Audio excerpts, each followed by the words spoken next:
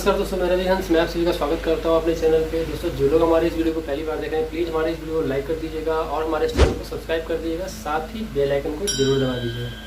दोस्तों, आज हम आपके लिए एक बहुत ही बेहतर कहानी लेके आए हैं आप लोगों के सामने। दोस्तों, कहानी का सारा है बुरे काम का बुरा नतीजा। दोस्तों, चलिए इस कहानी को सुनते हैं और कुछ सीखने की कोशिश करते हैं। दोस्तों, अगर आपको कुछ कहानी से सीख मिलेगी तो हमें प्लीज़ कमेंट बॉक्स में कमेंट करके बता दीजिएगा। दोस्तों, चलते कहानी की शुरुआत करते हैं।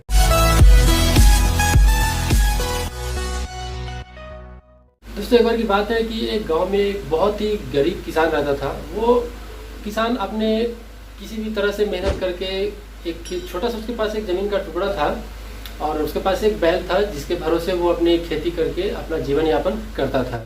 दोस्तों, ऐसे उसका जीवन चल रहा था तो उसका एक दिन क्या हुआ कि उसका जो बैल था वो बूढ़ा बहुत ज़्यादा हो गया था और वो खेत में काम करने के लायक नहीं था। वो किसान सोचा कि चलो, मेरा बैल तो बूढ़ा हो गया, अब वो खेती करने लायक नहीं रह गया है, तो हम एक नया बैल खरीद लेते हैं।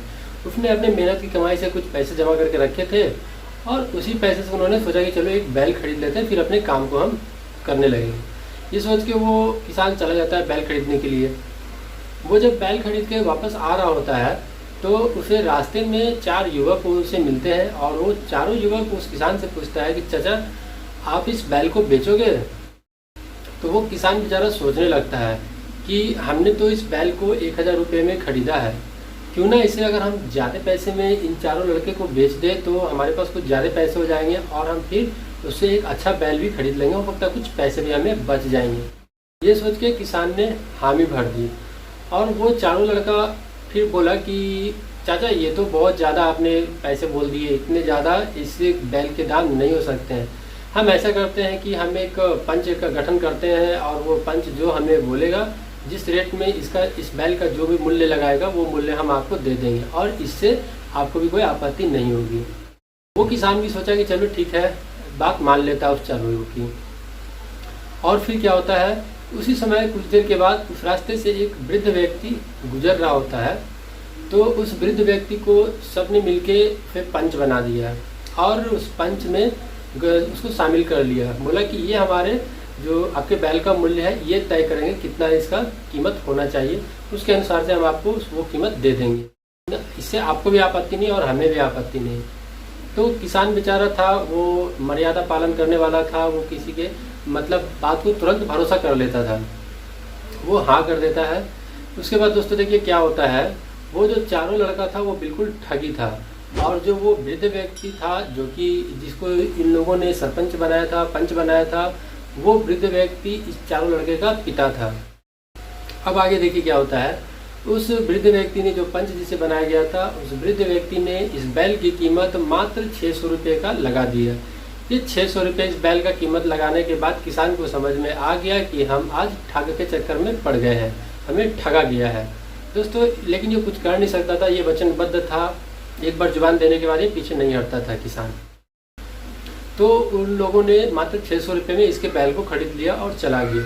अब किसान बेचारा क्या करता, वो बहुत पछता रहा था और वो चारों युवक बहुत ज़्यादा खुश थे कि चलो इतने कम में हमने बैल खरीद लिए। अब ये किसान अपना घर आता है, कुछ सोचने लगता है कि चलो कैसे अब हम क्या करें, कितना कैसे बदला लिया जाए, सोचने लगता है। तभी उसके मन में एक प्लान आता है और उस प्लान के ऊपर तैयार हो जाता है। एक दिन की बात है कि वो किसान एक सुंदर महिला का रूप धारण करके उन चारों युवकों के पास जाता है। जाते के साथ में वो चारों लड़के से कहता है कि मुझसे शादी करोगे? तो वो चारों लड़के सोचने लगता है कि इतनी सुंदर लड़की मुझे मिलेगी नहीं, तो चलो क्यों ना हम शादी कर लेते हैं। वो चारों आपस में लड़ने लगते हैं और कहते हैं कि नहीं, पहले मैं तो पहले मैं। तो वो आपस में चारों लड़ने लगते हैं।